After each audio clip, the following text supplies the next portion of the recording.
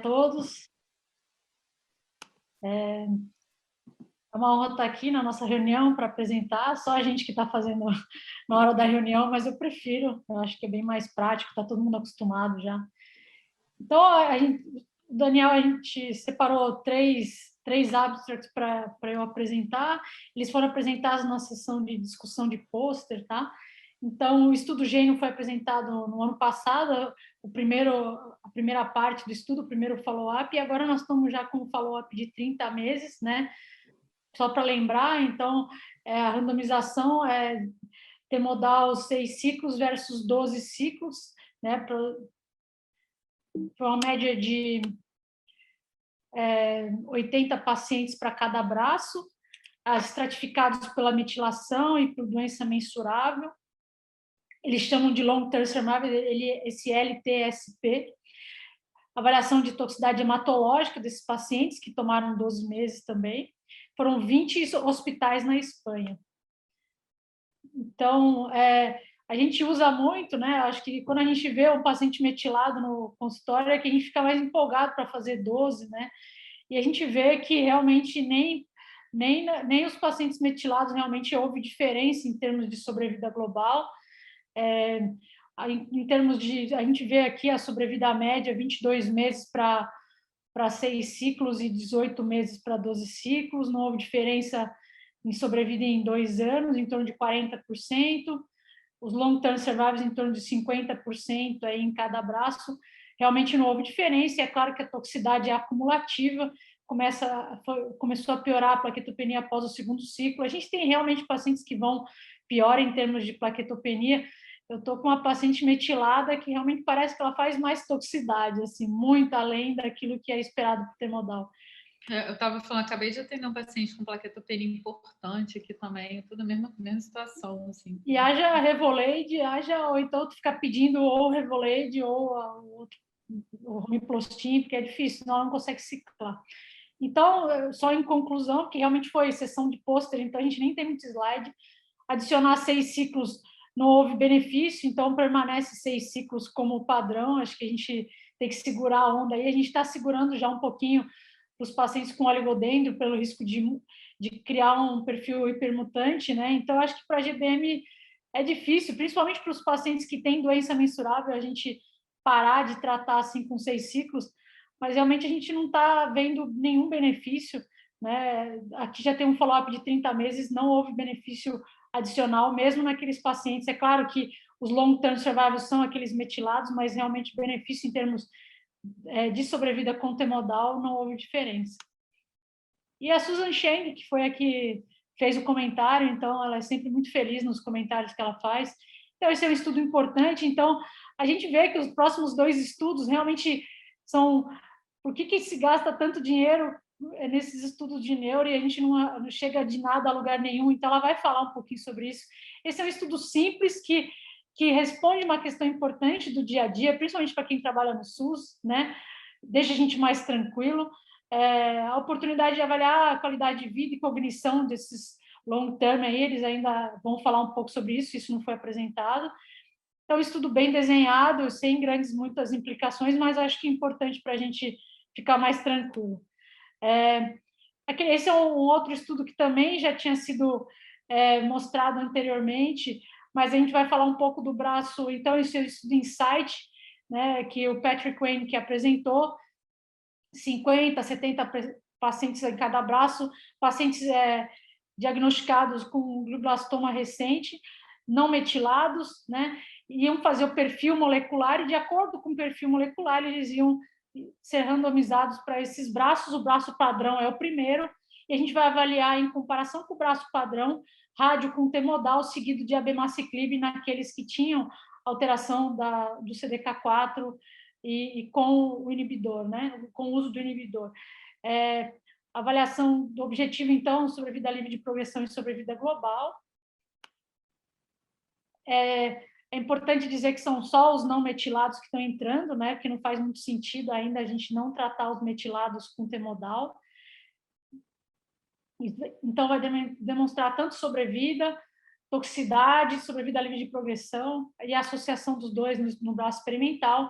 Aqui falando um pouquinho da parte farmacológica, que existe um grau de penetração cerebral dessas 3 medicações inibidores de CDK4, a gente usa bastante para mama, eu tenho usado até um pouco para sarcoma, que tem essa amplificação também, mas realmente para glioblastoma ainda nunca tinha achado, aliás, nunca vi nenhum ainda com esse tipo de alteração no painel genético.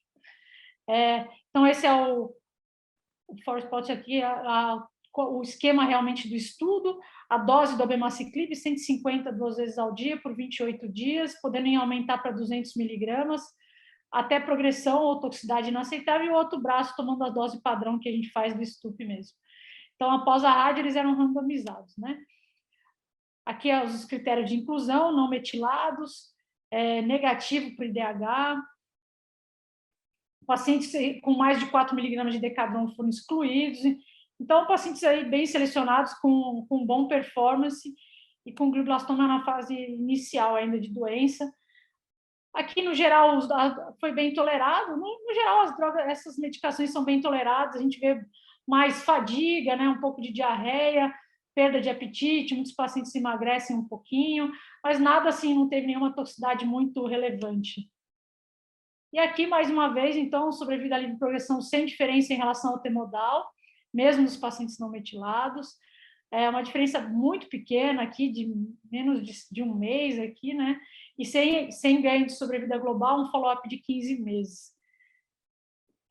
Esses estudos Bayesian, eles permitem que os pacientes, a gente avalie o resultado durante o estudo e permita que os pacientes não entrem em braços e não sejam randomizados para algo que eles não vão ter benefício. Então, teoricamente, é tentar minimizar mais ainda isso. Mas, mesmo assim, a Susan, na sua avaliação, realmente, ela fala, a gente realmente está precisando de novos agentes, né? Mas qual realmente era o racional, né? Tem um sinal, tem realmente, essa via está realmente ativada em glioblastoma para justificar um estudo grande, importante como esse, a gente vê sem nenhum benefício em termos de sobrevida e sobrevida livre de progressão.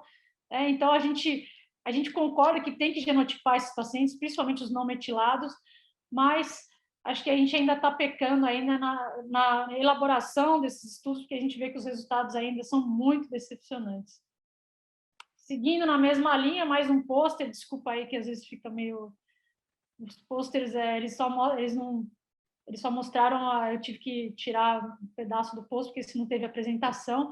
Então, esse é um estudo do Dana-Farber, junto com a Cleveland Clinic.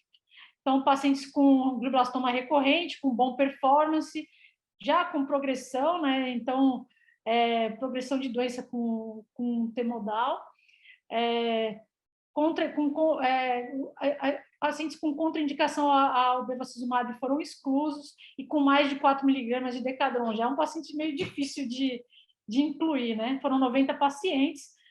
O que realmente é estranho, realmente, assim, a randomização. Então, eles foram randomizados de nível 240 a cada 2 semanas e fizeram 2 doses diferentes de bevacizumab, uma dose de 10 miligramas a cada 2 semanas e uma dose um pouco menor de 3 miligramas, né?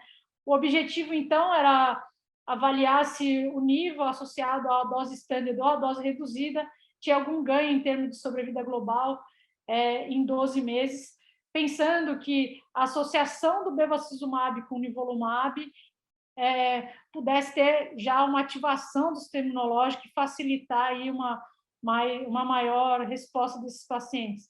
Lembrando que o Checkmate 143, que comparou o nivolumab com o bevacizumab, é negativo, né? Então, é isso mais ou menos que a gente vai discutir depois, né? Objetivo secundário, então, é eficácia e tolerância em termos de sobrevida livre de progressão em 6 meses, sobrevida global com a dose padrão e reduzida de beva. Então, mais uma vez, aqui mostrando, então, em vermelho, a dose standard de bevacizumab associada ao nível, comparado com o nível em dose baixa. Então, a dose standard foi superior, né? Não estatisticamente significante, e aqui, em termos de sobrevida de progressão, então, não houve diferença. A sobrevida média é aquela mesma que a gente vê para bevacizumab, em torno de 9 meses, então, provavelmente, o nível não acrescentou nada, isso realmente a gente já sabia, né? Então, a gente ficou na mesma aqui, até porque a gente não tem um braço controle do padrão que seria o bevacizumab talvez sozinho ou associado à lomustina, ou a lomustina sozinho, né? Então, esse estudo foi para ver superioridade de um sobre o outro? Qual foi a hipótese? Exatamente. Da dose baixa para a dose alta? O que não dá muito para entender, né? É difícil mesmo, né? Então, não tem uma eficácia em fazer o agente com nenhuma das drogas, na verdade. Qual é o racional de comparar duas drogas que realmente foram negativas, né, no checkmate? Então, comparar as duas drogas que não houve realmente benefício naquele estudo. O nível de VEGF se justifica a inibição em fazer uma dose menor em termos de tentar estimular o sistema imunológico. Realmente, quais são os parâmetros que foram usados? Isso tudo é a Susan Chang, tá, que discutiu, né? Então, o racional do estudo que não faz muito sentido realmente, fica um monte de dúvidas no ar, a gente não tem um braço padrão. É claro que a gente não tem nenhum tratamento padrão em GPM recorrente, mas fica aquela dúvida assim, aonde eles queriam chegar com esse estudo. Realmente não ficou muito claro para mim. A gente discute depois, assim, que a Gila agora deve apresentar. Mas, assim, 3 estudos negativos, né?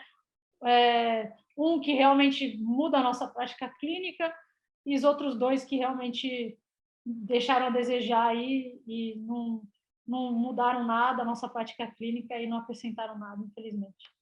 Obrigada, gente. Eu acho que, Veri, a gente acho que pode discutir a cada apresentação, tudo bem? Pode ser. Assim, eu vou fazer alguns comentários. Pode falar. Eu acho que, assim, a gente segue, né, fazendo o que a gente sempre sabe sobre fazer, né, que é seguir o nosso tratamento padrão. O tempo, eu acho que de Temodal, ele está, de certa forma, cada vez mais robusto, né, pela definição dos 6 ciclos, mas a gente sabe de um perfil de tumor, de glioma, que é super respondedor, como a gente vê em outros tumores sólidos, né? A gente vê algumas respostas completas em pulmão, em pâncreas, estômago. A gente vê o paciente se beneficia muito do tratamento sistêmico. Eu só não acho que a gente ainda, como eu posso dizer, definiu muito bem esse candidato, né? E isso, de certa forma, em glioma é um perfil raro, né? Então, mas pela intenção de tratar, por uma população geral, por uma abordagem epidemiológica, sem dúvida nenhuma, o tempo do Temodal acho que está, de certa forma, bem definido, mas não tão enterrado como se diz, né?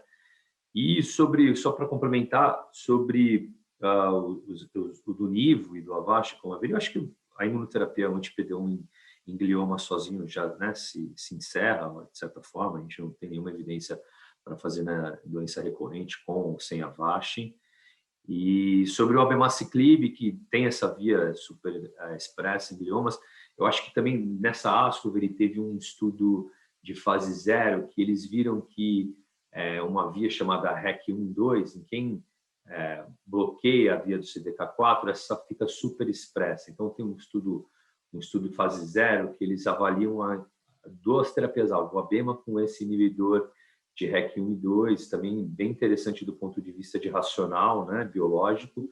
Então, eu acho que pode ter sido isso, esse fase 0 foi bem interessante o conceito do tratamento das 2 vias bloqueadas. Então, acho que esses são os meus comentários. Alguém já pegou? Alguém já viu? A gente tem pedido bastante painel, às vezes, né? Eu já vi, mas eu não tratei.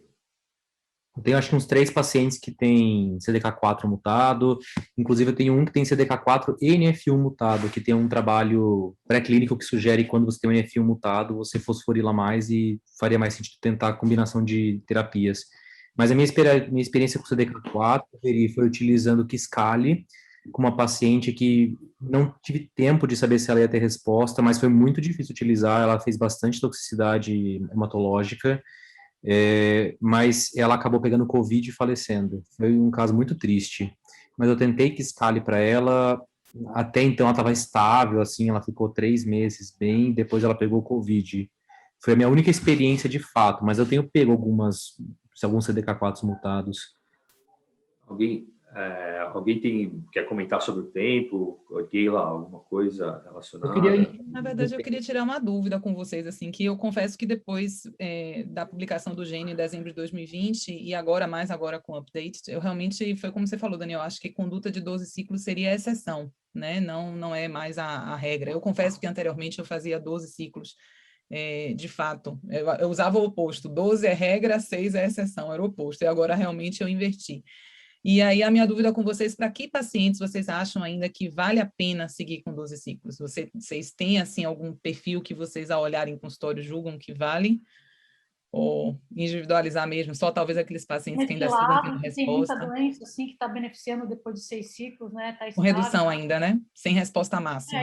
Acho que quem fez só biópsia, aqueles bifrontais, eu peguei um tálamo agora, primária de tálamo. Se bem que elas podem ter H3 e K27, né? Mas acho que metilado com doença ainda, talvez, né, Clara? Não sei o que você acha. O Gabriel. Olha, o ruim desse estudo é que eles nunca dividem em subgrupos nem clínicos para a gente poder ter uma ideia melhor dessa. Porque o que a gente faz na prática, você está meio debochado, assim. Para mim, esse negócio de 6 e 12 virou ferramenta para pedir segunda opinião e o outro falar que está fazendo errado. Assim, você vai 6, o outro fala eu faria 12, você faz 12, eu faria 6. Aí fica só... Porque na prática, o que acontece? Se é que alguém se beneficia, é muito pouca gente, né? E a gente não tem nenhuma ferramenta, tirando a metilação, o quê? Prognóstico, é preditivo, mas não quer dizer que você tenha que fazer 12, né? Pelo contrário, pode ser até que você não precise fazer.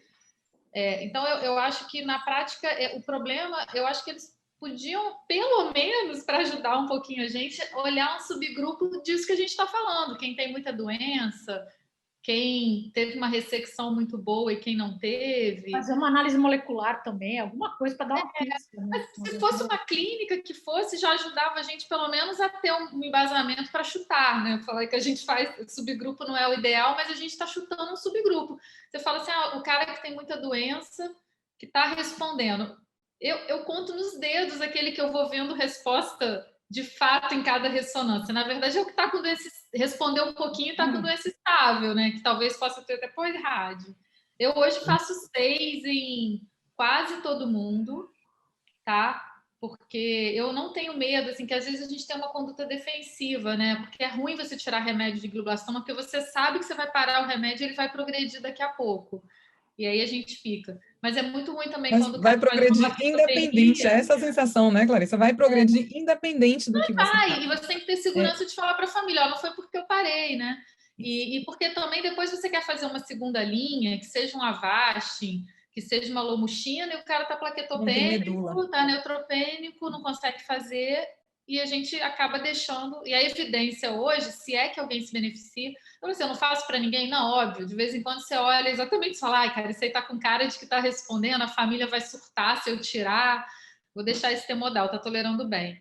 Mas eu hoje, com certeza, eu falo logo na primeira consulta que vão ser 6 ciclos, assim, e depois eu tenho feito a mesma coisa. Alguém quer fazer mais um comentário para a gente ir para a Keila? Eu tenho uma dúvida que eu queria compartilhar com vocês também do game. Eu hoje, se eu tivesse que fazer 12 ciclos, eu até falei isso, a Keila estava junto, eu escolho os pacientes que estão tendo resposta objetiva intracraniana, de preferência a resposta parcial, depois da ressonância do 6º ciclo até, para escolher. E aqueles doentes que mantiveram um resíduo tumoral e doença estável? Hoje, minha tendência é fazer só 6 para esses pacientes. Acho que até foi estudado pelo grupo espanhol, né? A doença residual, como é que foi a resposta? Eu ia perguntar se vocês se sentem bem já com isso também, de manter só 6 ciclos para quem for com doença residual estável.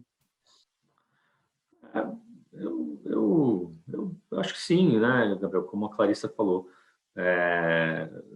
Eu acho que tem a continuidade é muito individualizado, se vale a pena fazer 6 ou mais. Mas a gente tem que lembrar também, só para a gente finalizar até essa discussão, que existe um estudo fase 2, que é o Rescue Trial, que reexpôs pacientes a temodal após 6 meses, e a gente tem um número interessante de resposta e de controle em quem fez mais que 6 meses. E eu sempre falo, eu acho que tem um subgrupo que, do ponto de vista de análise clínica, a gente não consegue definir, mas num futuro breve, esperamos nós, a gente consiga identificar, além do MGMT, algum alguma assinatura de hipermetilação que responda a agente alquilante. Então, o que eu falo, né? Se ele respondeu à reexposição, então, sem dúvida, deve ter um perfil diferente e que o tratamento sistêmico talvez se prolongue para esse perfil de um número pequeno de doentes. Então, é duro em quem manter, como você disse, Então, você tem muito o individualizado. estudo alemão, né, Daniel, que usa lomustina com temodal. O que isso mostra para a gente? Que Também, talvez esse merecesse 12 ciclos, não lomustina no início, não sei, entendeu? O que é melhor? Mas esse trabalho teve uma estatística... ruim, né? Mas ele mostra que talvez... Não sei, talvez alguém se beneficie de mais. Algum doente precise de mais químio do que, enfim.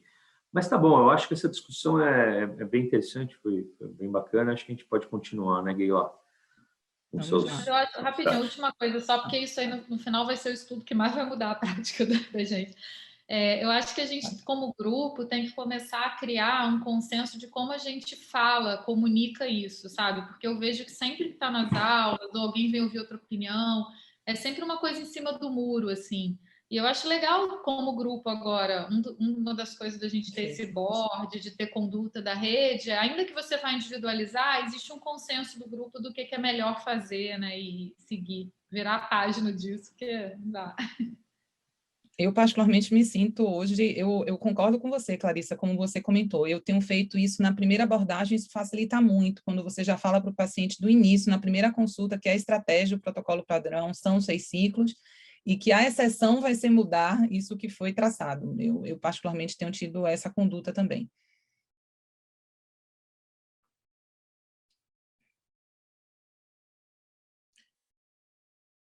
Não concordo com a Geila aí, Veri também acredito que concorde também, né, Veri? Enfim, vamos lá, Geila. Posso ir? Desculpa. Então, primeiro... Geila, diretamente do São João. Diretamente, só faltou o forrozinho do fundo, né? Não, faltou a vestimenta típica de São João. Já pensou eu de caipira, não, assim, se tivesse mais proximidade, intimidade, vamos deixar, né, reuniões presenciais, para a próxima. Eu confesso que eu toparia algo nesse sentido, mas, né, no início ainda estou meio, né, na identificação do terreno aí da equipe. Mas na próxima, Daniel, na próxima. Então, vamos lá, gente. Primeiro, eu gostaria de agradecer o convite, Daniel, Veri, e não está passando, aí foi. O primeiro abstract é justamente sobre a eficácia e segurança do larotrectinib em pacientes tanto adultos quanto pediátricos com tumores primários de sistema nervoso central com fusão INTREC. A terapia agnóstica com larotrectinib, a gente já tem os dados de taxa de resposta em tumores sólidos que não sejam em primário sistema nervoso central, que aí a taxa de resposta é 78%, sobrevida livre de progressão acima de 30 meses. No entanto, para tumores primários de sistema nervoso central, a gente ainda tinha carência desse dado, e aí o que foi feito foi justamente avaliar o estudo de fase 2, o Navigate, e o SCOUT Trial na população pediátrica, e juntos eles conseguiram incluir 33 pacientes com fusão INTREC, primários de sistema nervoso central, com o objetivo, na verdade, de avaliar essa taxa de resposta objetiva em pacientes que estivessem utilizando o larotrectinib. Falando um pouquinho aí das características dessa população, na verdade, era uma população muito mais pediátrica, apenas 7 pacientes, na verdade, eram adultos, a maioria, 85%, já submetidos a alguma terapia sistêmica prévia, e a maioria deles, 82% de gliomas, sendo a maior parte de alto grau, 58%, e a grande maioria, 73%, foi a fusão do INTREC-2. Em relação à eficácia, então, o que é que a gente achou de taxa de resposta? A taxa de resposta entre esses pacientes de tumor primário do sistema nervoso central foi de 30%, sendo que 26 deles eram, 26 a taxa de resposta em gliomas de alto grau e 38% em gliomas de baixo grau, sendo que a taxa de controle de doença acima de 24 semanas de 73%. Em relação à duração do tratamento, extremamente variável, de 1,2 meses a 31,3 meses, mas chama atenção que aqueles pacientes que realmente respondem podem ter aí um tratamento bastante durável aí na sua evolução. Em relação às curvas de desfechos clínicos, a sobrevida livre de progressão mediana foi de 18,3 meses e a taxa em um ano de 56%, enquanto a sobrevida global, na verdade, não foi alcançada a mediana e a taxa em 12 meses foi de 85%. Em relação aos efeitos colaterais, o larotrectinib é uma droga bem tolerada, a maior parte de grau 1 e 2 de efeito colateral, 9% apenas de grau 3 e 4 relacionado à droga do larotrectinib. Poderia dizer que talvez neutropenia seja realmente o que a gente deve ter um cuidado maior. Nenhum grau 5 e apenas 2 pacientes tiveram necessidade de redução de dose em função de efeitos colaterais. Então, a conclusão desse trabalho é que larotrectinib é ativo, é bem tolerado em pacientes com tumores primários de sistema nervoso central, com fusão INTREC, e uma população que ainda é muito carente de alvo terapêutico. Então, aí a gente tem que ter um olhar sobre essa taxa de resposta de 30%, porque, de fato, a gente está falando de uma população que realmente não tem muitas opções de tratamento. Então, a taxa de resposta foi de 30% e a duração acima de 24 semanas de 73%. Essa resposta aconteceu tanto em gliomas de baixo grau quanto em gliomas de alto grau, e isso traz à tona aí a necessidade de nós, da oncologia, estarmos realmente procurando a fusão INTREC, uma hora a gente acha, né, em todos os pacientes de primário do sistema nervoso central, independente de idade. Ressaltando aí que a gente tem, né, o programa da Bayer, que conseguimos fazer aí a avaliação dessa fusão de forma gratuita. O próximo abstract foi o uso do olaparib em gliomas de alto grau e DH mutado recorrente, e o grande racional, na verdade, de se tentar o olaparib é por conta dos IDHs mutados terem a produção do metabólito 2-hidroxigluterato, que pode promover aí uma recombinação homóloga que faça com que o fenótipo da célula fosse como fosse um BRCA/NES, e isso conferiria a possibilidade de uma sensibilidade maior a inibidores de PARP. E aí o racional de um trabalho de fase 2, com o objetivo primário de avaliar a eficácia do olaparib como monoterapia. O endpoint primário foi a sobrevida livre de progressão em 6 meses. O desenho do estudo foi um estudo de braço único de fase 2, em que ele consideraria um estudo positivo caso acima de 16 pacientes, dos 35 incluídos, conseguissem alcançar uma taxa livre de progressão em 6 meses. A população que foi incluída foram pacientes de glioma de DH mutado recorrente, com ou sem codaleção P19Q, que houvessem recorrido após tratamento de radioterapia e pelo menos uma linha de quimioterapia, seja ela temodal ou seja o PCV. Esses pacientes podiam ser inicialmente glioma de alto grau ou de baixo grau, desde que na evolução tivesse a suspeita de transformação anaplásica, seja por informação radiológica, como realce de contraste, ou seja por confirmação histopatológica. E foram incluídos 35 pacientes nesse trabalho.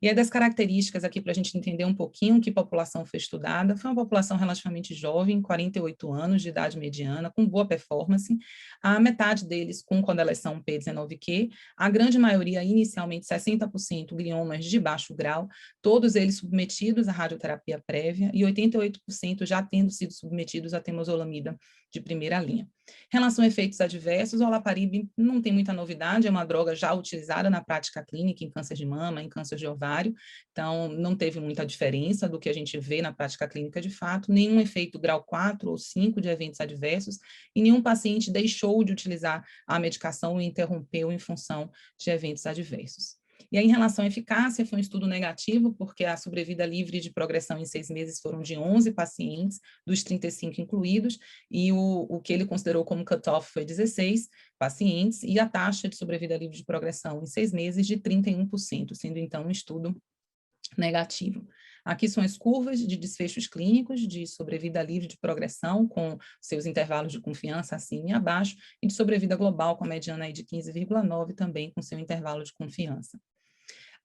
Esses desfechos clínicos, nem sobrevida global, nem sobrevida livre de progressão, teve qualquer correlação em relação à associação com a codaleção P19Q, e a conclusão desse trabalho é que a monoterapia com olaparib foi bem tolerada, no entanto, uma sobrevida livre de progressão em 6 meses de 31% não alcançou o cutoff que foi considerado do trabalho para se considerar um resultado positivo. Não trouxe aqui em função do tempo, mas o autor traz 2 casos, um deles que teve uma doença estável um pouco mais prolongada, uma resposta parcial, abrindo aí a possibilidade de talvez termos algum biomarcador que pudesse individualizar aí a atividade antitumoral nesse subgrupo, mas fato é que individualmente, assim, quando a gente olha como grupo, os inibidores de PARP sozinhos não foram considerados como suficientes para tratamento desse subgrupo de pacientes, que são os gliomas de alto grau e DH mutado recorrente, mas que talvez aí, achando-se biomarcador, uma associação com quimioterapia, pudesse talvez ser uma estratégia um pouco mais efetiva.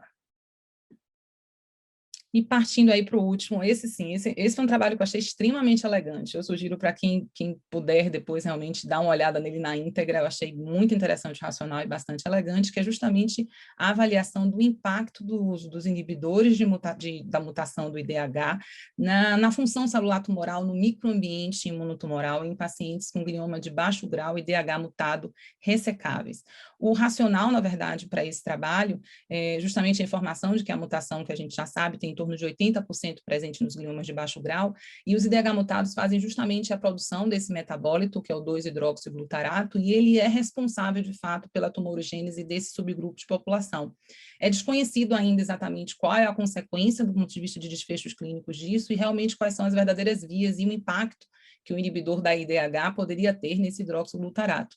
E aí vem realmente o racional da realização desse trabalho, né? Foi um estudo de fase 1, randomizado, perioperatório, em que eles pegaram esse subgrupo de pacientes e submeteram a um tratamento de 4 semanas com os inibidores de DH e, na sequência, seguiram para a cirurgia, e tendo avaliação aí do ponto de vista histológico de quais seriam os níveis desse 2-HG e quais seriam as implicações dela em relação aos efeitos moleculares e celulares nesses pacientes.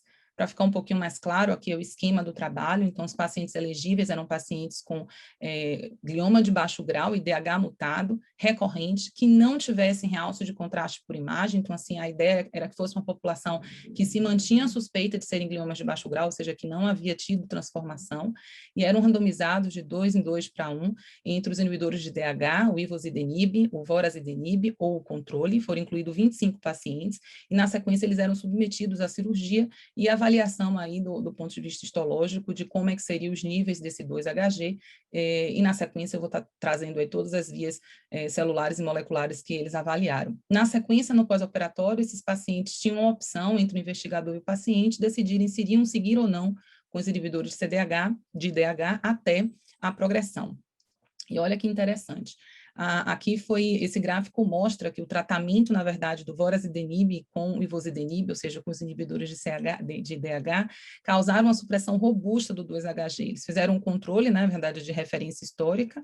Os IDH selvagens, na verdade, não há um aumento desse 2-HG, enquanto os mutados ocorre a elevação desse oncometabólito. O controle, como esperado, que foram incluídos, como não foram tratados, simplesmente mantinham seus níveis de 2-HG elevado, e com o uso dos inibidores de IDH, realmente existia uma redução dos níveis em torno de 92% dos níveis dos 2-HG prévio ao tratamento dos IDHs.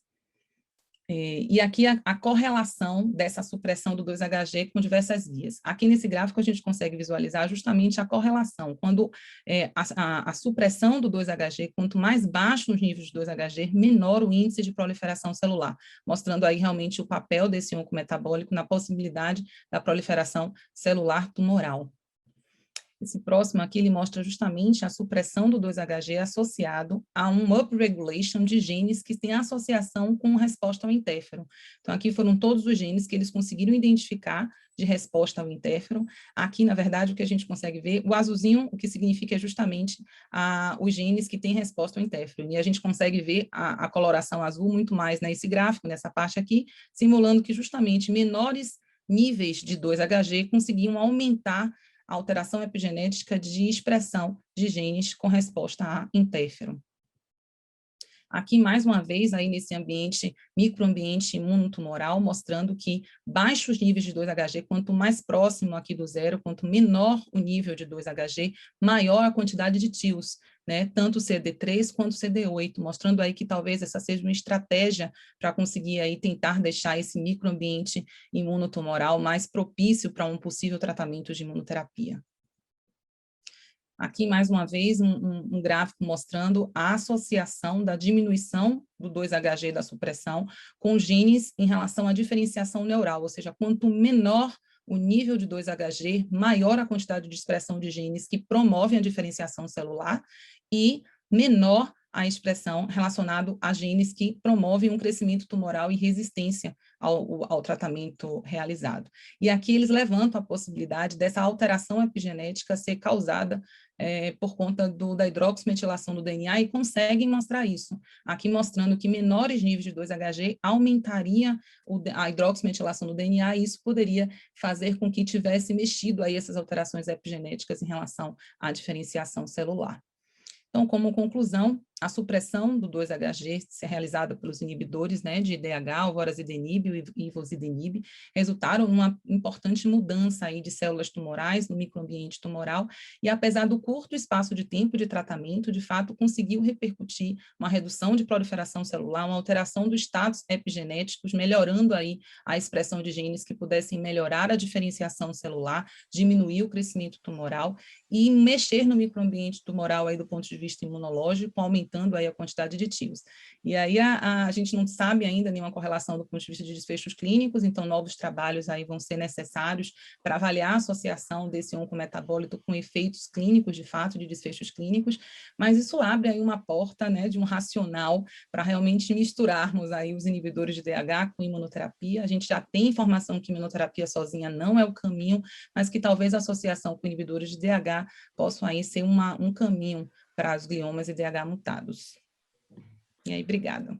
Muito bom, Guilherme, obrigado. Esse trabalho é muito bacana, né? Esse trabalho, para mim, foi um dos melhores que teve, apesar de não impactar na prática clínica, pelo menos deu um norte, né? Isso que Veri falou, né? Uma prova de conceito muito boa. Eu assim, rapidamente, eu acho que até a sessão oral desse ano da ASCO foi muito, assim, acho que retomou um pouquinho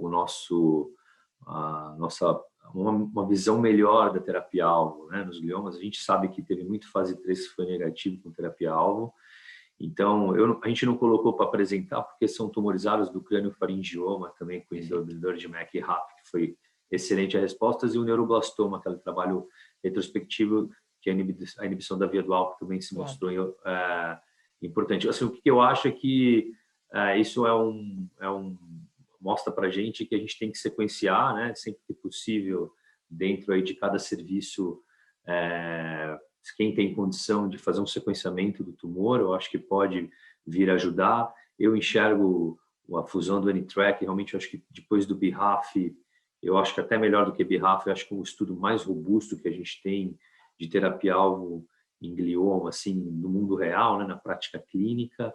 Então, eu acho que essa é a mensagem, a grande mensagem dessa ASCO é a gente sequenciar quando a gente pode tumores raros do sistema nervoso central e os gliomas, né, tanto no pediátrico quanto nos adultos. E esses são os meus comentários dessa parte. Parabéns. Obrigada, Daniel. Alguém quer comentar aí? O estudo do vorasidenib, tudo, a gente ficou meio decepcionante, né? Quando a gente viu, né, no passado na ASCO, tudo. É bom que existe o racional, mas a droga sozinha realmente não sei se teve grandes diferenças, né? Eu acho que a associação talvez traga um pouco mais, né, Gila? Eu acho, talvez. Porque sozinha a droga, ainda mais que só teve benefício para aqueles não sem realce, né? Aqueles tumores mais de alto grau realmente não teve benefício, né? Eu estou até na dúvida agora, porque eu estou com uma paciente com IDH mutado com GBM. Se eu tento pedir para o convênio, eu sei que vai ser negado, mas o ivosidenib, eu estou nessa dúvida agora, se vale a pena para um GBM a gente tentar isso, ou se deixar quieto, porque ela já falhou lomustine e beva agora. Então, eu fiz o painel e não tem mais nada a não ser IDH, sabe? Eu não sei como é que anda aqui no Brasil a aprovação, estou um pouco por fora, se já está... Tem para leucemia, né? Leucemia está usando. Mas para gliomas, não. Não. É aquela questão, negado vai ser...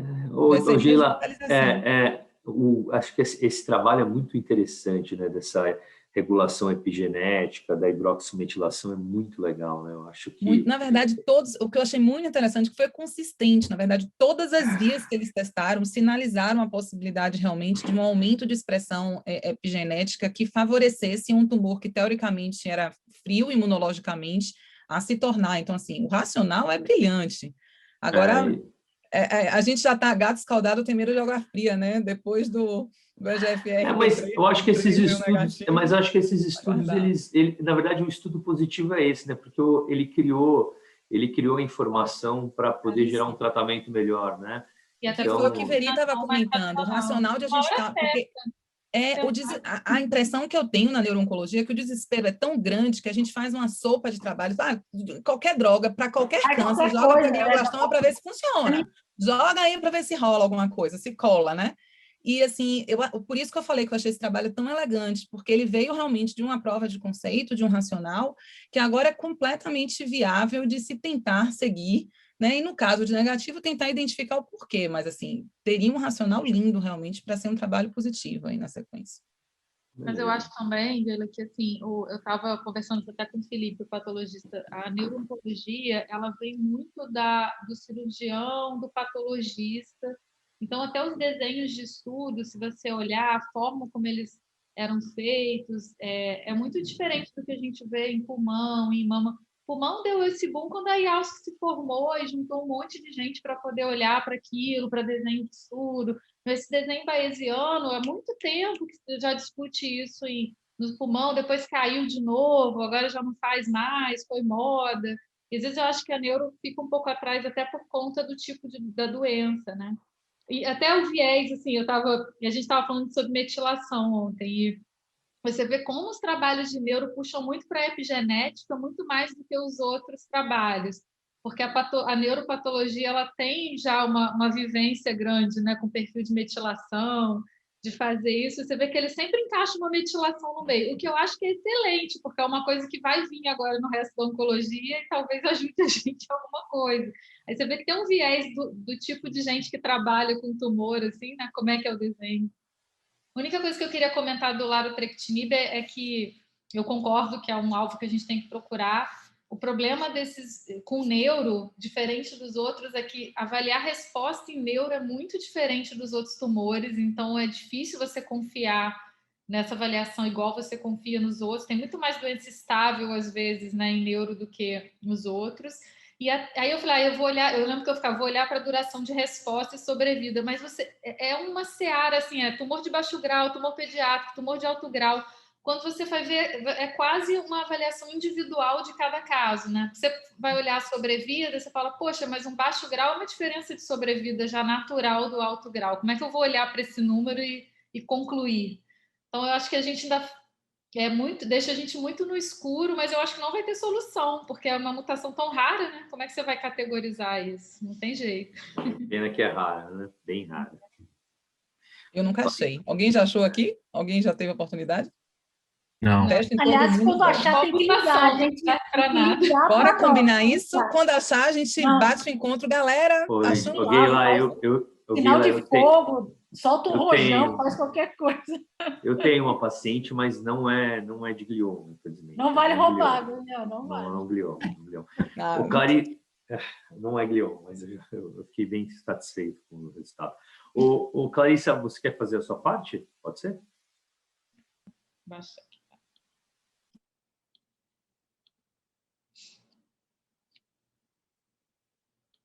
Pronto. Clarissa vai dar uma melhorada na apresentação, né, Clarissa? Meteu o pau aqui. Tá vendo? Pergunta clássica. Tá vendo minha tela? Estão me ouvindo? Então, foram 3 trabalhos que o Daniel... Obrigada, Daniel, pelo convite. O primeiro é esse fase 3, que é o marizomib, que é o inibidor de proteasoma, combinado com o tratamento padrão para pacientes com glioblastoma. O nome do estudo já não ajuda muito, né? Mirage. Já começaram mal, assim. Mas o racional é que... então, a gente o racional já tem, mas os inibidores de proteasoma, eles têm um racional em outras neoplasias também, né? Você conseguiria modificar o turnover de proteínas. E, na verdade, quando você vai olhar o mecanismo biológico, ele é meio confuso, porque tem várias hipóteses diferentes. Mas, no final das contas, é que algumas proteínas que seriam preservadas, como, por exemplo, via GNF-kappa beta, você conseguiria aumentar a apoptose de célula tumoral e modificar também o microambiente. E essas drogas já são aprovadas para outros tumores e existe um racional para utilizá-la também em glioma. A diferença, ele já foi estudado, bortezomib já foi estudado em glioma, foi tudo negativo. A diferença é que o marizomib ele tem penetração cerebral, enquanto as outras drogas não têm. Então, por isso que eles seguiram com fase 3, depois de ter um fase 2 feito, seguiram com fase 3.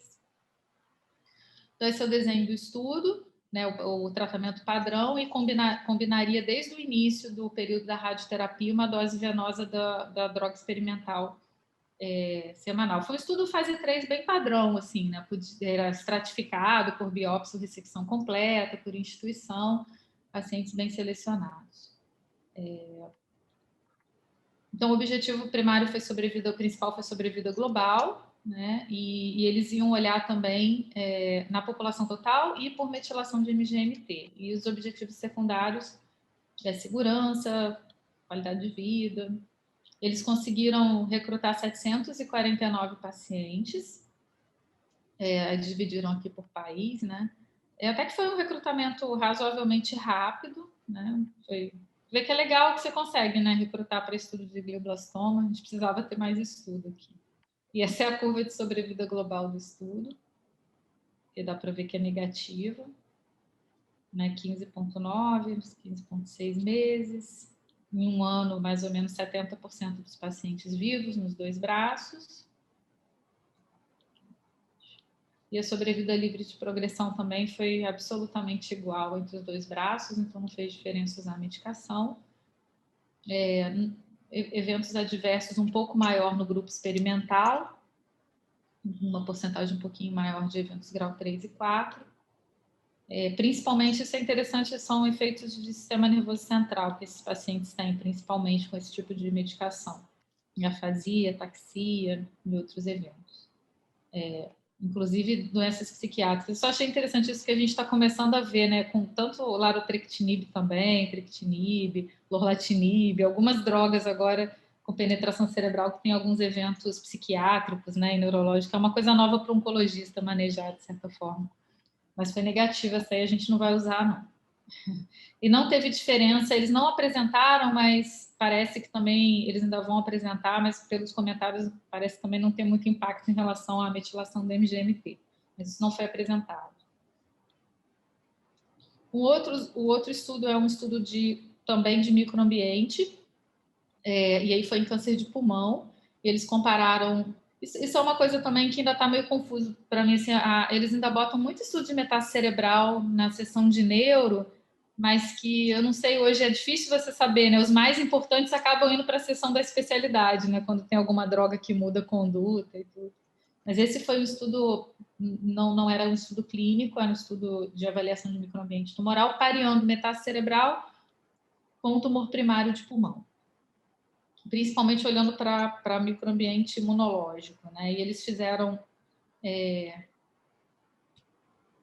O racional é que o cérebro teoricamente é um órgão que é protegido ali, um santuário onde você não teria a ação da imunoterapia como acontece sistêmico no câncer de pulmão. Então, eles fizeram sequenciamento por RNA e o que eles conseguiram identificar foi uma diferença, que é o que está demonstrado, que está em azul é o cluster do que eles encontraram no tumor primário, que está em vermelho o que eles encontraram no cérebro. E o que eles conseguiram demonstrar é que o cérebro, sim, tem menos ativação de vias que ativariam o sistema imunológico, que está nessa tabela, ele consegue mostrar, criando 2 populações diferentes em termos de microambiente imunológico e que seria, então, mais frio, né?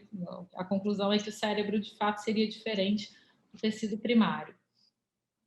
Inclusive em relação à assinatura de vias também, como a Geila mencionou no trabalho, né, de ativação de interferon, de MHC, e no final das contas o tumor cerebral, a metástase cerebral seria diferente do tumor primário e um tecido com menos vias de ativação do sistema imunológico. Eles compararam o PDL1, também expressão de PDL1, embaixo B, no eixo X é o cérebro e o Y é o pulmão. E eles não viram uma boa correlação, o que é estranho porque são poucos pacientes, porque nos estudos, tem alguns estudos já feitos em câncer de pulmão que mostram que existe uma correlação entre expressão de PDL1 em cérebro e pulmão. Então, isso não é um dado muito consistente entre os estudos, eles nem valorizaram muito aqui. E, aparentemente, né, esses pacientes que têm uma via de uma assinatura mais imunogênica, ela teria uma sobrevida livre de progressão cerebral menor. Progrediria mais rápido no cérebro. Então, essa foi a conclusão, né? Na verdade, é como se ele dissesse para a gente que você precisa de outras estratégias para melhorar a ação da imunoterapia na metástase cerebral. Acho que é interessante, mas assim, a gente vê agora, está saindo muito dado de estudo de câncer de pulmão com imunoterapia, mostrando boas taxas de resposta cerebral, né? Principalmente com a combinação de anti-CTLA-4 e anti-PD-1. Então, é um estudo que, no comentário, o debatedor nem valorizou muito, assim, sabe? Esse dado não deu muita bola, não. Que eu acho que ele ficou um pouco fora do que a gente tem visto nas publicações. Mas o que é interessante é esse esforço, né, de tentar olhar melhor para esse dado. E, por fim, foi um estudo de metástase também, de melanoma, um fase 1/2 de pembrolizumab. Eu achei interessante esse. Não é uma área que eu faço muito, né, melanoma. Acaba chegando para mim, às vezes, por conta da metástase cerebral, em alguns casos. Mas ele combina pembrolizumab com SBRT, né, com radiocirurgia. E aí o racional deles é que, enfim, um tumor com muita metástase cerebral, e que a gente tem dado de resposta com imunoterapia, né? Eu acho que o principal estudo é o fase 2 de 2018, que combinou ipinivo, que foi a maior taxa de resposta, mas que ainda assim ainda dá para melhorar, né? 57%. E o questionamento deles é se você poderia, com a radiocirurgia, melhorar isso, ou eventualmente até eliminar o anti-CTLA-4 da jogada aí, usando a radiocirurgia. Mas, como não tem muito dado sobre isso, o objetivo mesmo do estudo, então o estudo usou pembrolizumab a cada 3 semanas, em padrão. Esse paciente tinha que ter de 1 a 10 metástases, pelo menos uma lesão extracraniana, idade maior do que 18 anos, e aí tinha os regimes de fracionamento que estão aqui embaixo, né? Mas o objetivo principal foi toxicidade. Então, o objetivo do estudo foi avaliar se tinha segurança de você combinar a radiocirurgia com o anti-PD-1. E, obviamente, eles iam olhar também para a taxa de controle intracraniano, sistêmica. Foram só 25 pacientes tratados. Metade deles já tinham falhado ao anti-PD-1 previamente ou ao duplo bloqueio. Nenhum paciente nenhum paciente teve, ou seja, o estudo foi positivo, né? Foi seguro, nenhum paciente teve mais do que 3 eventos adversos do sistema nervoso central, que era a medida que eles utilizaram para poder determinar a segurança. E a taxa de resposta intracraniana de pacientes que não tinham sido tratados previamente foi de 69%, a sobrevida livre de progressão em 6 meses, 76%. Então, a conclusão deles é que aparentemente é seguro pelo estudo, que foi o objetivo do estudo, e que é possível que você possa eventualmente fazer uma escolha nesse sentido. Olha, eu não quero expor meu paciente anti-CTLA-4 e o anti-PD-1, eu vou fazer anti-PD-1 com radiocirurgia, não preciso combinar para ter uma melhor resposta intracraniana, que é um dos grandes, assim, uma das grandes vantagens da combinação. Ou, eventualmente, até mais na frente, olhar para a combinação, mas radiocirurgia é melhor do que a combinação. Achei interessante por isso, né? Porque talvez ele ajude nessa estratégia aí de tratamento cerebral de melanoma. Ele bota a tabela combinando aqui o dado dele com o dado dos outros estudos que a gente tem para metástase cerebral em melanoma, e realmente é interessante, né? Assim, parece até igual, um pouco superior à resposta do duplo bloqueio. Não, ótimo, Clarissa. Não, eu acho que a Veri também, que faz melanoma, pode comentar, mas assim, esses dois resumos, principalmente esse último, mostrar que é seguro, né, Clarissa? Meio que a gente sabe que a imuno por si só penetra, responde, mas às vezes a combinação com radiocirurgia a gente fica um pouco preocupado sobre algum evento, quando faz um, quando faz o outro. Então, mostrando que a combinação, de certa forma, é o que você falou, os eventos de toxicidade são bem seguros, né? Então, acho que é esse, na minha opinião, um recado interessante, né, sobre isso. Feri?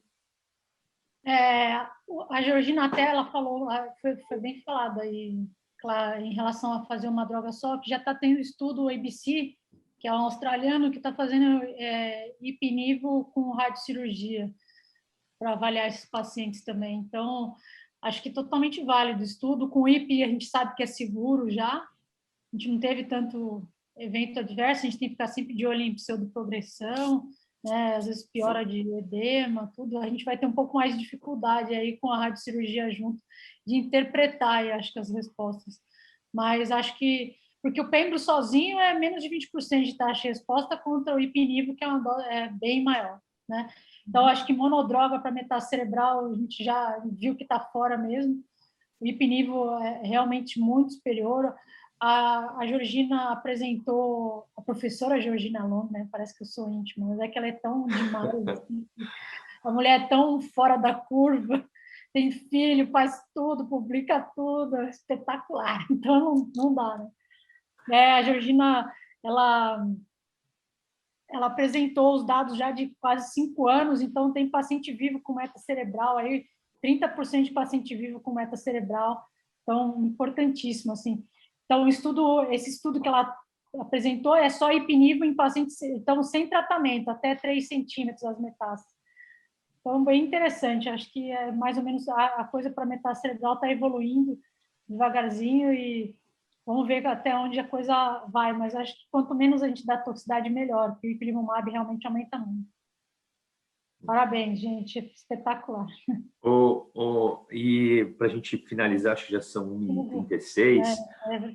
Se alguém quer fazer um comentário, mas eu vou perguntar para os palestrantes aí quais são as mensagens, né, pós-ASCO para a nossa especialidade, uma das nossas especialidades que é neuro-oncologia, se vocês mudariam alguma coisa, o que vocês recomendam, enfim.